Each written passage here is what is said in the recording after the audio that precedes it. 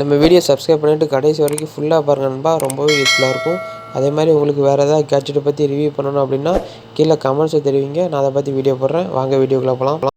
Okay, இன்றைக்கி நம்ம எதை பற்றி பார்க்க போகிறோம்னா JBL பிராண்டில் ஒரு அட்டகாசமான ஒரு ப்ளூடூத் ஸ்பீக்கரை பற்றி தான் பார்க்க போகிறோம்.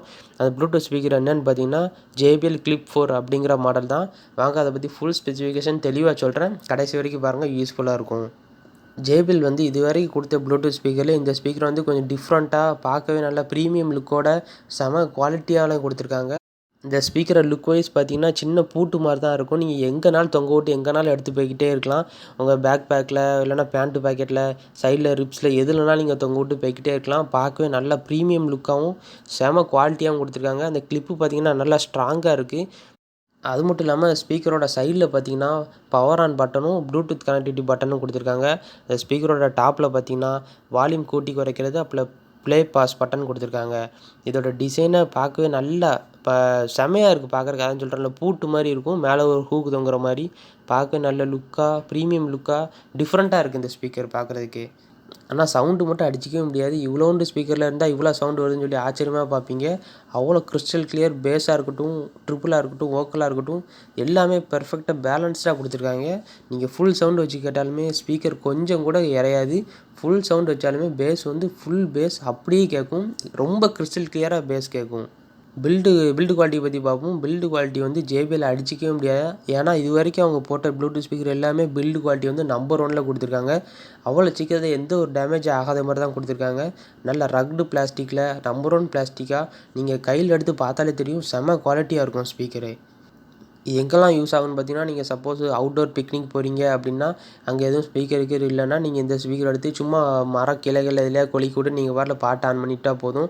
அது பாட்டில் பாட்டு கண்டினியூஸாக படிச்சுட்டே இருக்கும். இல்லைன்னா பஸ்ஸில் ட்ரெயினில் ட்ராவல் பண்ணிகிட்ருக்கீங்க அப்படின்னா பக்கத்தில் எதாவது ஹூக் பண்ணி கொலுக்கி விட்டுட்டிங்கன்னா போதும், அது பாட்டில் படிச்சுக்கிட்டே வரும். நல்லா இது வாட்டர் ப்ரூஃப் ரேட்டிங் கொடுத்துருக்காங்க, நல்ல டஸ்ட் ப்ரூஃப் கொடுத்துருக்காங்க. எல்லாமே நல்ல நம்பர் 1ல் கொடுத்துருக்காங்க அந்த ஸ்பீக்கர். நீங்கள் இன்டோரில் வச்சு ஃபுல் சவுண்டு வச்சு கேட்டிங்கன்னா போதும், உங்கள் ரூம்குள்ளே ஃபுல்லாக சவுண்டு நிறைஞ்சி கேட்கும். ஏன்னா அவ்வளோ சவுண்டை பஞ்சியாக, நல்ல பேஸு, நல்ல வோக்கல்ஸ் எல்லாமே பக்காவாக கொடுத்துருக்காங்க.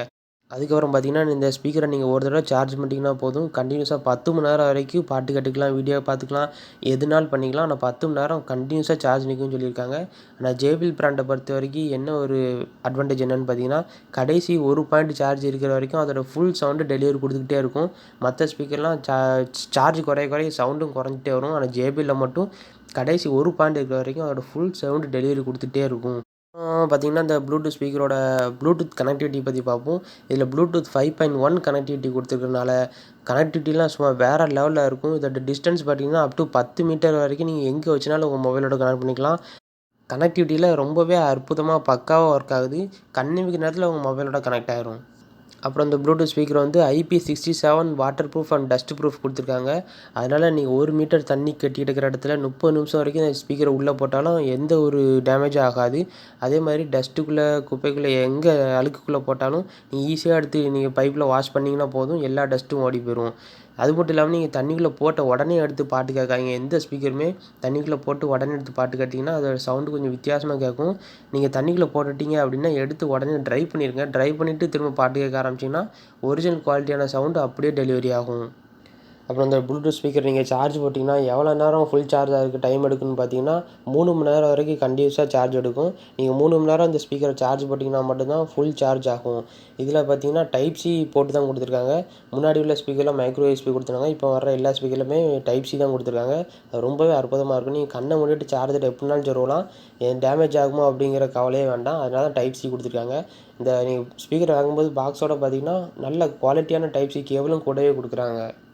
அப்புறம் பார்த்திங்கன்னா, இந்த ஸ்பீக்கரோட வெயிட்டு பார்த்திங்கன்னா 250 கிராம் தான் கொடுத்துருக்காங்க. ரொம்பவே வெயிட்லெஸ் தான். அதான் சொல்கிறேன்ல, நீங்கள் சைக்கிளிங்லாம் பண்ணும்போது உங்கள் பேக்கில் அழகாக தொங்க விட்டு பாட்டு கேட்டுக்கிட்டே நீங்கள் போகலாம்.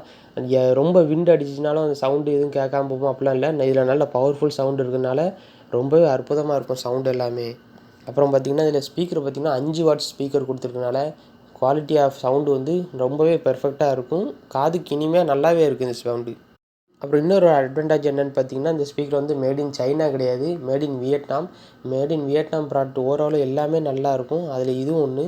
வியட்நாம் ப்ராடக்ட்டுங்கிறதுனால நல்லா குவாலிட்டியாக இருக்கட்டும், எல்லாமே பக்காவாக இருக்குது. அப்புறம் அந்த ப்ளூடூத் ஸ்பீக்கரில் கனெக்டிவிட்டி பார்த்தீங்கன்னா, அட் அ டைமில் ஒரே ஒரு கேட்ஜெட் தான் நீங்கள் கனெக்ட் பண்ண முடியும். முன்னாடி உள்ள ப்ளூடூத் ஸ்பீக்கர் மாரி 2, 3லாம் கனெக்ட் பண்ண முடியாது. இதில் அட் அ டைமில் ஒரே ஒரு கேட்ஜெட் தான் நீங்கள் இதில் கனெக்ட் பண்ண முடியும். நீங்கள் இந்த ஸ்பீக்கர் வாங்கும்போது புதுசா அட்ட பாக்ஸில் என்னெல்லாம் இருக்குன்னு பார்த்தீங்கன்னா, ப்ளூடூத் ஸ்பீக்கர் வித் கிளிப்பு இருக்கும். அது போக யூஎஸ்பி டைப் சி கேபிள் இருக்கும். நல்ல குவாலிட்டியான கேபிள். அப்புறம் வாரண்டி கார்டு, அப்புறம் புக்லெட்ஸ் இது மட்டும் தான் இருக்கும். ஓகே நண்பா, அந்த ஸ்பீக்கரோட லிங்க் நான் கீழே டிஸ்கிரிப்ஷனில் கொடுக்கேன். டவுட்டாக இருந்தால் உள்ளே போய் செக் பண்ணி பார்த்துக்கோங்க. அதிலே நீங்கள் வாங்கணும்னு நினச்சினாலும் நீங்கள் ஆர்டர் பண்ணி வாங்கிக்கலாம். இந்த வீடியோ கடைசி வரைக்கும் பார்த்ததுக்கு ரொம்ப நன்றி. இந்த வீடியோ பிடிச்சிருந்தா மறக்காமல் சப்ஸ்கிரைப் பண்ணிவிட்டு பக்கத்தில் பெல் ஐக்கனை கிளிக் பண்ணி ஆல்னு கொடுத்துக்கோங்க. ஓகே நண்பா, உங்களுக்கு எதாவது இதே மாதிரி கேட்ஜெட் எதாவது வேறு பற்றி சொல்லணும் அப்படின்னா கீழே கமெண்ட்ஸில் சொல்லுங்கள். நான் நெக்ஸ்ட் வீடியோவில் அதை பற்றி போடுறேன். அது வரைக்கும் பாய்.